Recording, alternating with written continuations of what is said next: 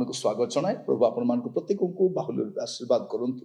आज जो प्रसंग आम प्रभु वाक्य आलोचना करने जा आलोच्य प्रसंग होची असुस्थता स्वाभाविक। असुस्थता स्वाभाविक। आपण भावंतु ना जे आपण जो असुस्थता दी गति करूछंती एटा कोन गोटे हे गला बोलला गोटे नो घटिबा विषय घटिला बोली आपण भावंतु ना। बेले बेले आपणकर बा मोर बा आमर प्रिय लोक मान देह खराब हो गले आम भांगी पड़ू कौन हो गला कहीं केमती है एटा कौन पाई एटा हेबार नथिला। प्रिय माने आपण को रोग हेबो नाही बोली कौन कोठी लेखाई आसी ना आपण जन्म समय जो बर्थ सर्टिफिकेट मिला लेखाई कि सेठी ना आधार कार्ड रे लेखाई आको रोग केबे हेबो नाही ना चर्च मेंबरशिप हैला कहला तुम रोग हेबो नाही ना बाप्तिस्म सर्टिफिकेट लेखाई रोग हेबो नाही ना प्रभु आपन को कही तुमको केवे रोग हम ना। तेरे आमको जदि असुस्थता आसूची आमे कहीं गोटे अस्वाभाविक विषय भावुचु। असुस्थता स्वाभाविक विषय। आमे असुस्थता पाई दरांडी होतिबारु ए मिराकल मिनिस्ट्री गुड़ाक आसीगला सन कौन कले सते जदि से माने मिराकल कर पकाइबे बोला बोले। प्रिय भाई भौणी माने आश्चर्य कर्म किए करे आमर अज्ञानतार फायदा अन्य मान उठाउछंती। आप मन रखी था असुस्थता स्वाभाविक विषय अटे। जो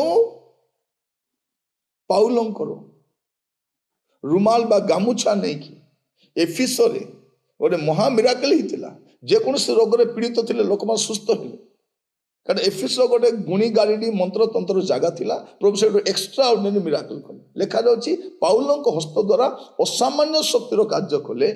एबे से पाउल कौन कहउछंती आप देखिए द्वितीय कोरिन्थियो 12 पर्व 7 पदरे एणु मुझे अतिशय गर्वी न हुए एथि निमंते मते प्रहार करिबा पाई मो शरीर रे शैतान दूत स्वर्गगत कंटक दियागला और जेपरि मु अतिशय गर्वी न हुए 8 पद जेपरि ता मोठार दूर हुए एथिपाई मु प्रभुको से विषय 3 थर विनती कली।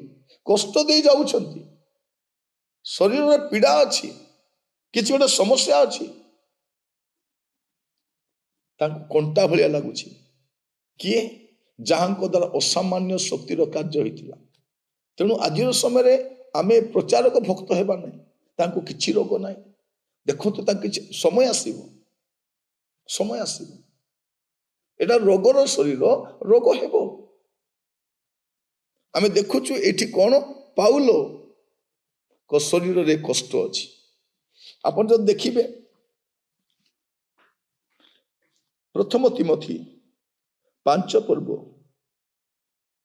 तार 23 पद आउ केवल जलपान न करी तुमर उदर रोग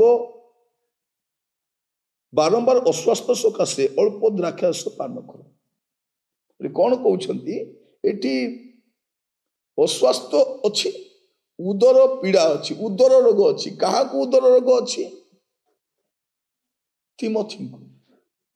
मोर प्रिय भाई भने मन कहीं कहूँ प्रभुंकर दास मान जीवन में यही गुड़ाक घटवा स्वाभाविक विषय एटा को अस्वाभाविक विषय भावतु नहीं। आपण जेते बड़ विश्वासी हेले मध्य आपण शारीरिक जंत्रणा दे जीवे तेणु आपण भावतु नहीं जे मते किछि रोग हेबो नहीं। तेणु रोग हेले आपण आचंबित भयग्रस्त व्यतिव्यस्त हुंतु नहीं। स्वाभाविक विषय ट्रीटमेंट नियंतु औषध खांतु प्रार्थना करंतु प्रभु अनुग्रह आपन सहित रही से कहते आमे तुम आरोग्यकारी प्रभु तार जत्न नेबे। जो प्रभु आपन शरीर रोग आसवा अनुमति देइछंती से बलका विषय भी जत्न नेबे। से आप देखिए द्वितीय तिमोथी 4 पर्व 20 पद एरास्ट करिन्थरे रही अछंती किंतु त्रोफिम पीड़ित हेबारु मु ताहांकु मिलित छाड़ी दे आसी अछि। किए पाउल कहउछंती त्रोफिम पीड़ित हेले पाउल से रुमाल व्यवहार करूना कारण विश्वासी पे रुमाल नहीं आ निज पाई भी रुमाल नहीं। आज समय रुमाल रो मिनिस्ट्री चली प्रार्थना सॉल रो मिनिस्ट्री चली बिक्री चली चाहिदा चली लोक माने बाइबल पढ़ुना खाली प्रार्थना रुमाल प्रार्थना चादर पत्र पढ़ी से कौन कहउछंती त्रोफिम पीड़ित हेबारु मु ताको रास्ता रे छाड़ी के आसी ताको कौन करिछि मिलित रे छाड़ी के आसी ତେଣୁ ପ୍ରିୟ ଭାଇ ଭଉଣୀ ମାନେ ମୁଁ ଜାଣେ ନା ଆପଣ ମାନେ କୋଉ ରୋଗରେ କଷ୍ଟ ପାଉଛନ୍ତି, ବିଚଳିତ ହୁଅନ୍ତୁ ନାହିଁ। ଏଟା ରୋଗର ଶରୀର, ତେଣୁ ଅସୁସ୍ଥତା ସ୍ୱାଭାବିକ ବିଷୟ ଅଟେ। ପ୍ରାର୍ଥନା କରନ୍ତୁ, ଡକ୍ଟର ପରାମର୍ଶ ନିଅନ୍ତୁ, ଉତ୍ତମ ଔଷଧ ସେବନ କରନ୍ତୁ, ଆଉ ପ୍ରଭୁରେ ନିର୍ଭର କରି ରୁହନ୍ତୁ। ପ୍ରଭୁ ଆପଣମାନଙ୍କୁ ଆଶୀର୍ବାଦ କରନ୍ତୁ। ପ୍ରାର୍ଥନା କରିବା।